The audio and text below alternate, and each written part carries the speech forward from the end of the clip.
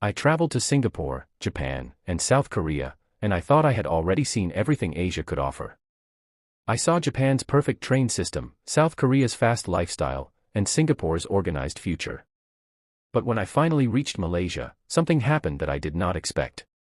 Malaysia shocked me in a way no other country had done. The shock did not come from one big thing. It came from hundreds of small things that slowly showed me how different this country is from the picture outsiders have in their minds. The moment I landed, the first thing I felt was how relaxed everything was. People were smiling, not rushing, and they were helping each other without waiting for anything in return. In Japan and Korea, I loved the discipline. In Singapore, I admired the precision. But in Malaysia, I found a warm human energy that stayed with me from the first minute to the last day. As soon as I stepped out of the airport, the mix of cultures surprised me. I saw Malay families, Indian shopkeepers, Chinese aunties, Arab tourists, African students, and Western expats all moving together like it was the most normal thing in the world. No one stared at anyone. No one acted like someone didn't belong. It felt like everyone in Malaysia was already used to living in a world without borders. I had traveled to many countries, but I had never seen this level of cultural comfort. It wasn't forced. It wasn't for tourism. It was real daily life. Then the food arrived. And this was another shock. In Singapore, food is clean and organized. In Japan, food is perfect. In South Korea, food is fun and exciting. But in Malaysia, the food feels alive.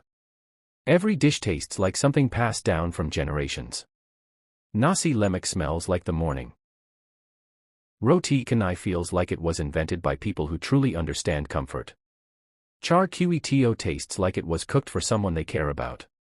Satay tastes like a celebration. And the crazy thing is, no matter where you go, even the small street stalls feel like they know the secret recipe for happiness. There is so much flavor that even 1 week isn't enough to understand it. The next shock was nature. I had seen clean parks in Japan. I had seen mountain views in South Korea. But Malaysia showed me something different. The country is green in a way that feels almost untouched. Even inside big cities like Kuala Lumpur, trees grow tall between skyscrapers. Rain falls suddenly, but it clears just as fast, leaving everything shiny. When I traveled outside the city, the nature became even more stunning. I saw long beaches in Langkawi that looked like they belonged in a movie. I saw rainforest areas where the air felt cleaner than bottled oxygen. I saw rivers, islands, caves, and hills that gave a peaceful silence you rarely find in modern life. Nature is not just decoration in Malaysia. It is part of the country's heartbeat. Then the affordability surprised me. I had just come from Japan, South Korea, and Singapore, 3 of the most expensive countries in Asia. In those places, I had to check prices before buying anything. But in Malaysia, I could enjoy life without worrying about money. Food was cheap. Transportation was cheap. Hotels were reasonable. Even high-quality experiences cost less than half of what I would pay in other countries. I met digital nomads, students, and travelers who told me they came to Malaysia because the country gives good life quality without destroying their savings. When I compared it to the cost of daily life in Tokyo, Seoul, or Singapore, the difference was unbelievable. What shocked me even more was the pace of modernization. Many people outside the region still think Malaysia is behind Singapore, Japan, or South Korea. But when I walked into Kuala Lumpur's new districts, I saw development that looked world-class. The infrastructure was strong. Highways were smooth. Public transport was growing fast. New malls, technology hubs, and modern residential areas appeared everywhere. I saw the new MRT lines, expanding airports, and digital services that made daily life easy. Technology adoption in Malaysia is happening quietly, without loud marketing, but it is real. Even small towns have cashless payments and fast mobile networks. Another thing that shocked me was the kindness of people. In Japan, kindness is polite. In Korea, kindness is energetic. In Singapore, kindness is efficient. In Malaysia, kindness is personal. A stranger talks to you like you are already part of the community. A shop owner tells you which food stall is best instead of pushing you to buy from him. A Grab driver shares stories about his city with pride. People ask where you are from, not to judge you, but to make you feel welcome. The kindness in Malaysia doesn't feel like a rule. It feels like a choice, and that choice is made again and again by everyone you meet. Then I discovered how diverse the country truly is. I visited Penang and felt like I was walking through history. I visited Malacca and saw layers of culture from different centuries. I went to Sabah and Sarawak and realized how big Malaysia actually is, with cultures, languages, and landscapes completely different from the West Coast. Every region was like a new chapter in a book that never repeats itself. Another thing that shocked me was how safe I felt. Japan and Singapore are known for safety, and South Korea is also safe. But Malaysia gave a different kind of safety. People watch out for each other. Communities are strong. The country has a peaceful social atmosphere where everyone tries to balance life and work.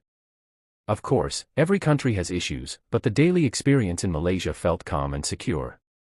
As I explored more, I realized that Malaysia is one of the few countries where modern life and traditional life live together without fighting each other. You can see skyscrapers and old food stalls on the same street. You can see modern cars parked next to them and selling fresh coconuts. You can see luxury malls standing across from a night market full of local families. The balance is natural, not forced. It feels like Malaysia respects the past while building the future. Malaysia's multicultural harmony shocked me again when I saw how people celebrate each other's festivals. Hari Raya, Chinese New Year, Deepavali, Christmas, and other cultural days are not just celebrated by one group. Everyone joins in. Friends visit each other. Neighbors share food. Schools and offices participate. It showed me that diversity is not something they talk about, it is something they live every day. Then I noticed the lifestyle. Life in Malaysia is slower than Korea and Japan, and more relaxed than Singapore. People enjoy their evenings. Families go out for dinner together. Friends sit for hours at momaks talking about everything. The culture values connection more than speed. This lifestyle gives the country a warm social atmosphere that makes visitors feel like they belong. This also explains why so many foreigners move to Malaysia. I met Europeans who came for the weather. I met Middle Eastern families who came for comfort. I met Asian expats who came for job opportunities. I met retirees who came for peaceful living. Malaysia has quietly become a global home for people who want stability without extreme costs. Another shock was the creativity and entrepreneurship. Small businesses were everywhere. Young people were building cafes, clothing brands, digital services, and content studios. Malaysia's youth culture is dynamic, confident, and expressive. Street art in Penang, fashion markets in KL, startup hubs in Cyberjaya, they all showed me a new side of Malaysia that the world rarely sees. Then there was the transport system. While Japan and Korea have perfect systems, Malaysia's system surprised me with how fast it is improving. The new MRT lines are clean, efficient, and well-designed. Ride-hailing is cheap and easy. Highways connect the entire country smoothly. And flights within Malaysia are frequent and affordable. What shocked me deeply was how Malaysia stays calm even when the world is noisy. While many countries struggle with social tension, Malaysia maintains a peaceful balance. People talk openly, but they respect each other. Different cultures share the same space without losing their identity. Malaysia has learned something many modern societies are still trying to understand: diversity works when people genuinely care about it. The final shock was emotional. After traveling Japan, Singapore, and South Korea, I thought I had seen the best of Asia. But Malaysia taught me something simple: the best places are not always the most famous. The best experiences are not always shown in advertisements. The best memories are the ones that make you feel connected, welcomed, respected, and at peace. Malaysia shocked me because it changed my expectations. It showed me a country that is rising fast but staying humble. A country that is affordable but high quality. A country that is diverse but united. A country that is modern but still human. And once you feel this combination, you understand why so many travelers come back again and again. Malaysia doesn't try to impress you. It doesn't try to be perfect. It simply shows its true self. And that truth is what shocked me the most. It is one of the most balanced, welcoming, flavorful, peaceful, and quietly successful countries I have ever visited. It stays with you long after you leave. And once you experience it, you never forget it.